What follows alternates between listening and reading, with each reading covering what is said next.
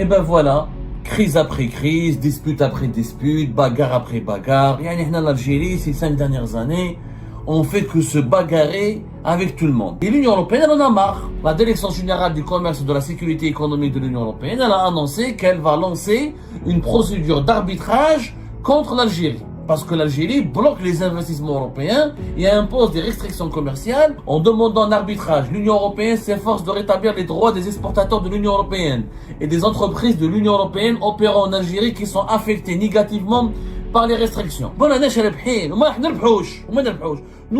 allons perdre, comme nous avons perdu beaucoup de procédures d'arbitrage qui nous ont coûté des milliards et des milliards d'euros. Les investisseurs étrangers ne viendront pas, ils ne viennent plus. Et on n'a plus d'investisseurs. Nous, on est en mauvaise relation avec les pays de l'Union africaine, en mauvaise relation avec nos voisins, le Niger, le Burkina, en mauvaise relation avec une partie de la Libye, en guerre déclarée avec notre voisin, le Maroc, en guerre déclarée avec les Émirats. Comment on va vivre, comment on va prospérer?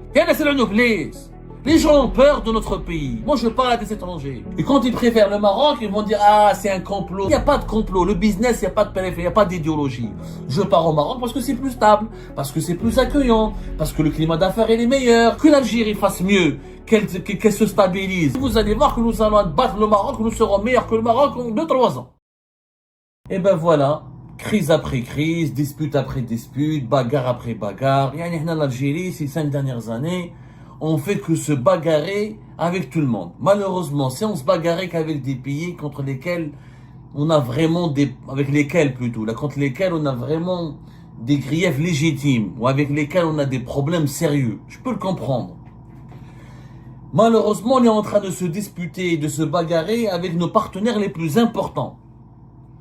Notamment les pays européens. La proximité historique, géographique et humaine de l'Algérie avec les pays européens, notamment les pays membres de l'Union Européenne, est un atout géostratégique majeur. Nous avons toujours eu un passé civilisationnel, culturel, historique et d'immenses intérêts économiques et politiques avec l'Europe. Pour une raison simple, nous sommes au cœur de la Méditerranée, nous sommes la porte de l'Afrique et le cœur battant de l'Afrique du Nord et du Maghreb pour les pays européens. L'Union Européenne, le business avec les pays de l'Union Européenne, c'est ce qui fait vivre l'Algérie. Les Algériennes et les Algériens, quand ils veulent voyager à l'étranger, ils partent en Europe. Quand ils font du commerce, ils le font avec l'Europe. Quand ils exportent, ils le font avec l'Europe. Quand ils importent, essentiellement depuis l'Europe. La culture, la langue, la circulation des idées. Je ne parle pas même pas de la circulation je ne parle même pas de ce patrimoine immatériel. Rien qu'en parlant de patrimoine économique, l'Europe, c'est très important pour l'Algérie. Il faut savoir, depuis 2019, 63% de nos exportations vont vers les pays de l'Union Européenne et 53% de nos importations proviennent des pays de l'Union Européenne. Sauf que voilà, depuis l'arrivée de ce nouveau régime, le régime Tebboune, les relations sont devenues extrêmement compliquées avec les pays de l'Union Européenne et nous avons imposé, le régime actuel, le régime algérien a imposé une série de mesures très hostiles, très agressive, très brutale contre les intérêts économiques de l'Union Européenne en Algérie, contre les entreprises européennes, contre des pays européens importants comme l'Espagne et la France. L'Espagne entre 2022 et 2024, la France en 2024 et 2025. Et l'Union Européenne, elle en a marre. Elle en a marre aujourd'hui, hier, plutôt le 16 juillet 2025, la Direction Générale du Commerce et de la Sécurité économique de l'Union Européenne, elle a annoncé qu'elle va lancer une procédure d'arbitrage contre l'Algérie. Parce que l'Algérie bloque les investissements européens et impose des restrictions commerciales qui sont en violation totale de ce qui a été conclu entre l'Algérie et l'Union Européenne dans le cadre du fameux accord d'association qui a été signé en 2002. Que dit la décision qui a été diffusée hier par l'Union Européenne?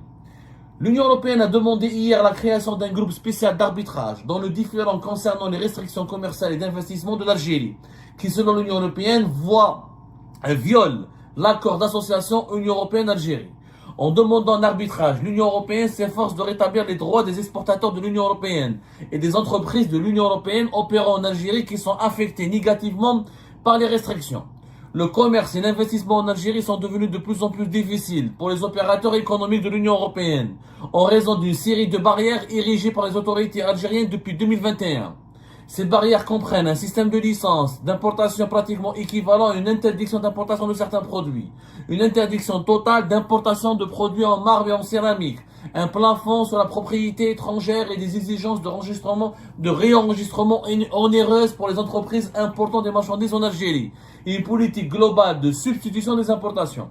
L'Union européenne a tenté de remédier à ces obstacles et a demandé des consultations avec l'Algérie en 2024. En juin 2024, effectivement, les autorités de l'Union européenne ont lancé des consultations. Ils ont demandé de négocier, ils ont demandé aux autorités algériennes de régler le problème. À l'époque, on parlait d'une procédure de règlement de différends contre l'Algérie pour défendre les entreprises européennes et les intérêts européens en Algérie. Cette procédure de règlement, c'était des négociations à laquelle l'Union européenne avait appelé avec les autorités algériennes pour régler le problème. Il y avait trop d'obstacles. Qui fait, c'est-à-dire nous les Algériens et les Algériens, on ne veut pas exporter depuis l'Europe. On ne veut pas importer depuis l'Europe, mais on veut tout exporter vers l'Europe. On veut leur vendre le gaz, le pétrole. On veut diversifier nos exportations. Donc le premier marché naturel de l'Algérie, c'est qui? C'est l'Union européenne. Demain, même si on n'exporte pas que du pétrole et du gaz, on va dire que 95% de nos exportations vers l'Union européenne, c'est le pétrole et le gaz. Mais même si on veut diversifier nos exportations, le premier marché le plus important, c'est l'Union européenne. C'est une chance pour nous, l'Algérie, d'avoir l'Union européenne comme voisin. Cette proximité géographique nous permet d'exporter du gaz et du pétrole avec beaucoup plus de facilité, avec une certaine liberté, avec une maîtrise des coûts, parce qu'il y a une proximité géographique. L'Espagne, c'est pas loin de chez nous, la France, c'est pas loin de chez nous, l'Italie, c'est pas loin de chez nous. Vous imaginez les autres pays comme le Qatar, l'Azerbaïdjan, le Nigeria qui sont loin de l'Union européenne, qu'est-ce qu'ils doivent faire? Qu'est-ce que ça leur coûte de ramener leurs produits, notamment leurs hydrocarbures, vers le marché européen? Donc demain, pour les produits agricoles, pour le textile, pour le tourisme, on est gagnant à 100% avec l'Union européenne. Parce que c'est l'un des marchés les plus importants du monde. Avec les États-Unis d'Amérique et la Chine, c'est les 3 plus gros marchés du monde. L'Union européenne, c'est plus de 400 millions de consommateurs. Donc on est stratégiquement, on a une alliance stratégique avec cet espace économique et monétaire. Malgré cela, en juin 2024, les Européens ils ont dit, Bezef, vous avez mis trop de barrières.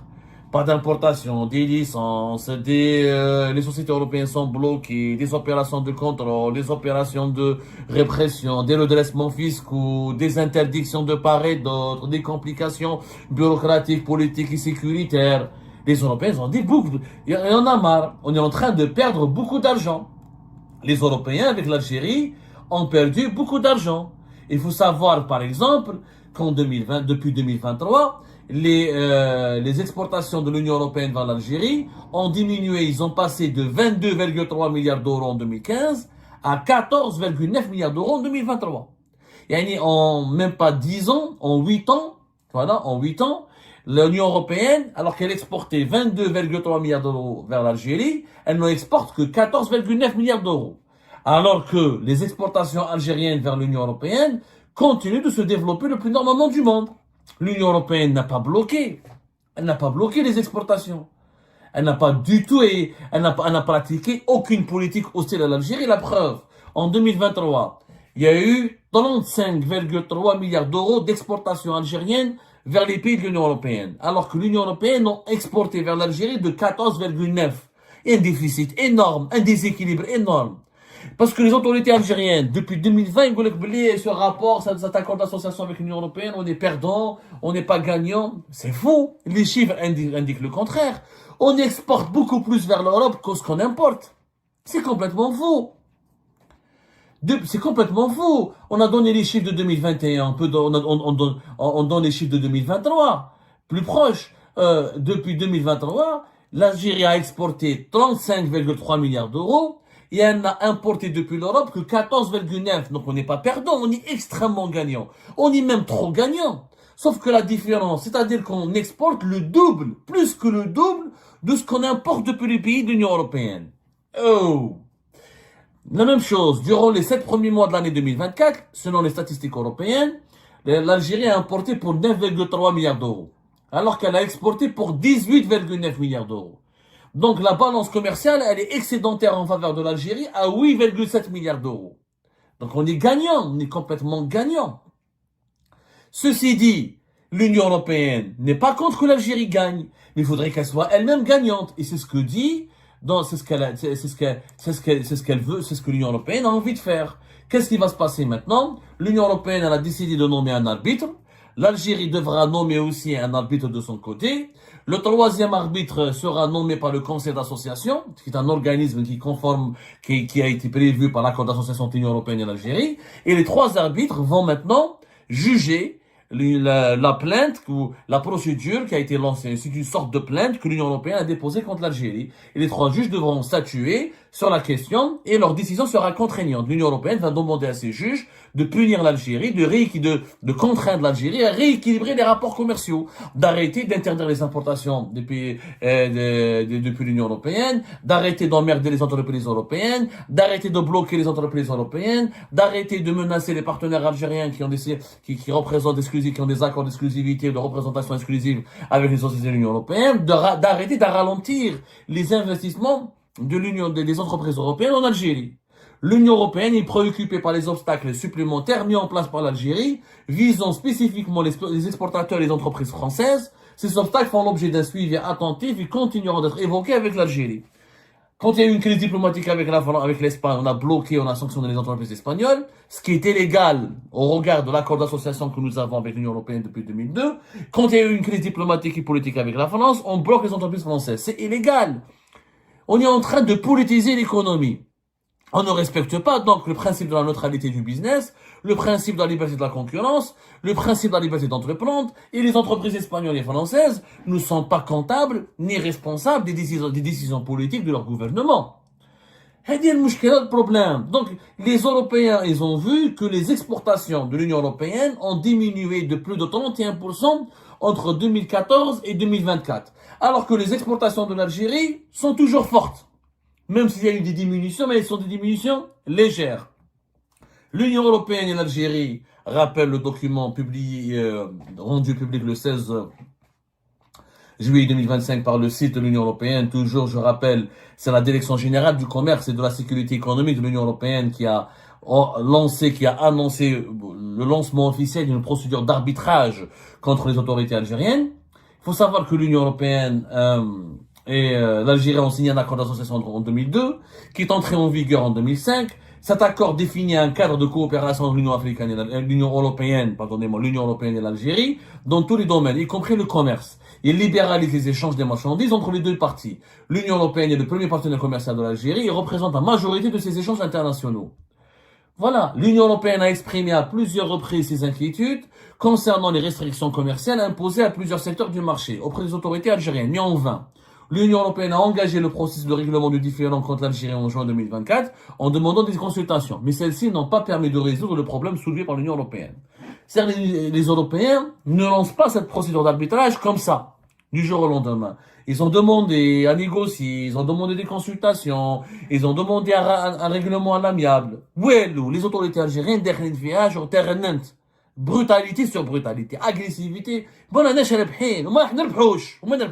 Nous allons perdre, comme nous avons perdu beaucoup de procédures en arbitrage qui nous ont coûté des milliards et des milliards d'euros et de dollars. Nous sommes en train d'enquêter là-dessus sur la facture salée de ces procès en arbitrage, parce qu'à chaque fois l'Algérie agresse, réprime, s'en prend aux investisseurs étrangers, leur tourne le dos, ne respecte pas sa parole, ne respecte pas ses engagements, fait de l'abus de pouvoir, et ces investisseurs étrangers, ils vont déclencher des processus d'arbitrage international devant les chambres de commerce internationales. Et ça, qu'est-ce qui se passe? L'Algérie perd. Régulièrement, elle perd. On gagne très rarement. Et quand on perd, on doit payer des amendes. La totalité de ces amendes, elle est extrêmement salée. On parle d'une dizaine de milliards de dollars durant ces 5 ou 6 dernières années. Elle lèche tout ça pourquoi? Parce que nous avons un problème d'agressivité, on pense qu'il n'y a pas de loi. L'Algérie veut imposer absolument ses humeurs, ses intérêts au détriment des intérêts des autres. On réagit avec brutalité. Yannis, t'as un contrat avec quelqu'un. Quand t'as un contrat, t'as un engagement.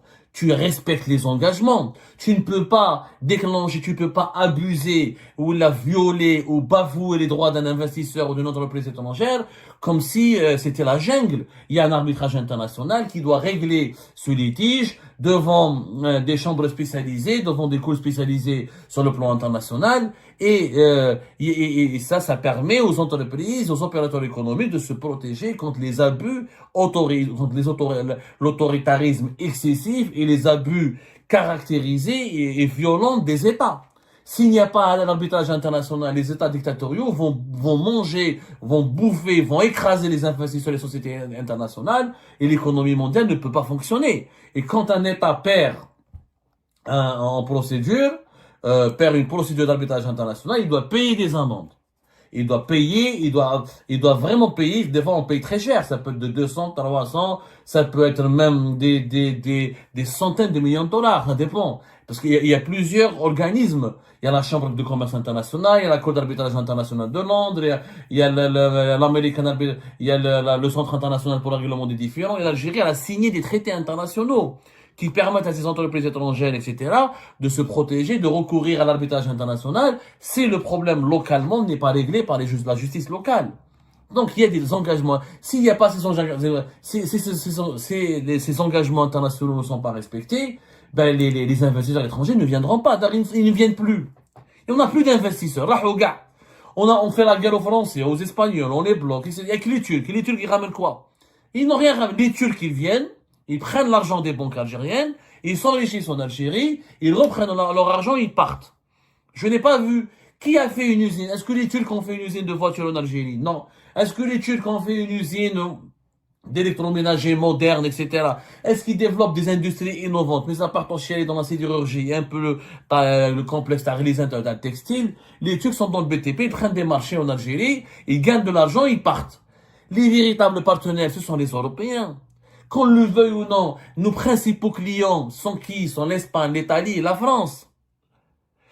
Dans une autre moindre mesure, le Portugal, la Grèce et les autres. La Turquie vient après. Et ce sont notamment les grandes puissances européennes comme l'Allemagne, la France, l'Italie et l'Espagne qui peuvent investir chez nous. Dans les entreprises, vu la proximité du marché algérien avec le marché européen, ce sont ces pays-là qui pourront injecter des capitaux et nous aider à développer le pays. Mais on les chasse, on les bloque. Ton principal partenaire commercial, alors nous, on est choqués quand la France retire de ses rayons la pâte à tartiner le Molchen. Mais on n'est pas choqués quand on bloque toutes les entreprises françaises. Oh, Bakesh, ni les pneus, ni les voitures Renault, ni les voitures Peugeot, ni les pièces détachées, ni rien. Eh ben, comment veux-tu que tes produits circulent et soient commercialisés en France et soient distribués en France, alors que toi, tu bloques et tu censures et tu interdis l'importation des produits français? Ça n'a pas de logique. Ça s'appelle la réciprocité. Tu bloques leurs produits, ils vont bloquer tes produits. Tu bloques leurs entreprises, ils bloqueront tes entreprises. Où est-ce qu'on n'a pas de manger? On va l'exporter vers le Mali et le Niger. L'Ukraine, au moins, garde avec l'Union européenne et on s'entend avec les pays de l'Union africaine. Pas du tout.